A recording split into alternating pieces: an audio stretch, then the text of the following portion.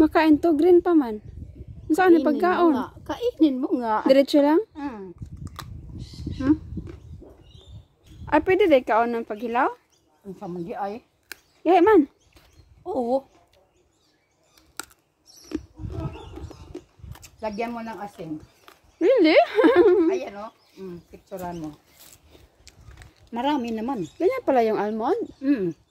Ayan o. Pero kung magtanda na to, kaya yung ma-open nila. Maitom na siya. Itim. Parang maano na siya. Yung matanda na. Yun na, kukunin mo na yung ano niya. Iba yung pagkaintindi ko. Maliit lang yung ano sa almond, pero malaki pala. Talaga? Yung liso niya, yung buto niya, ganito. Dali. Buto kainin? Buto kainin? Hindi.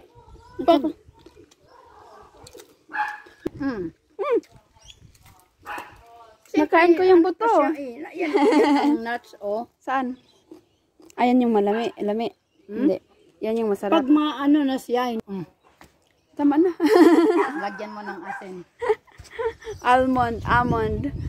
Maganda, antayin mo na lang din magtanda para may masasarap ang liso. Meron din nagtanda dito. Almond siya. Ay, may... First time natin kumain ng almond. Nakain ni Auntie Maria. Iba, nakain ko yung loob pa. Almond.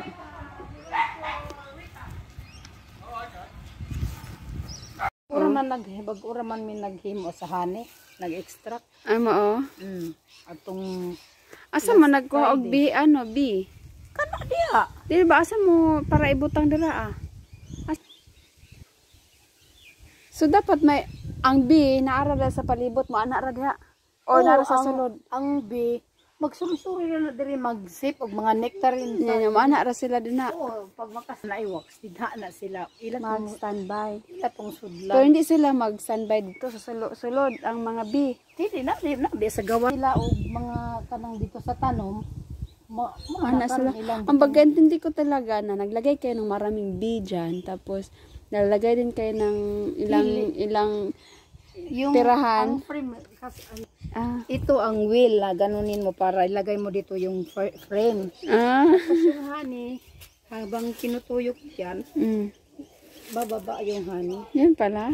Oo. Mali pala yung pagkaintindi ko. Pagkaintindi ko, so nangwa kayo ng maraming B. Hindi. Tapos may ganyan din. So ipasok mo yung B dyan para dyan siya kukunin mo yung sa loob nitong box. May mga frame dyan. Mga 1 dosina bawat box. Tapos kukunin mo yun kasi anuhin mo yung wax, kukunin mo tapos kasi sa loob yung honey. Okay. Kukunin mo yan ganyan parang wheel, bababa na Mali yung pala yung... Ito ginawa tapos itong wax binili tapos yan pag ito ang dito ang honey. Ito yung frame, binili tong wax, tapos ilagay ito doon. Ilagay dyan, tapos ilagay doon. Bahala na si B magpunta doon para mag-produce ng honey. See?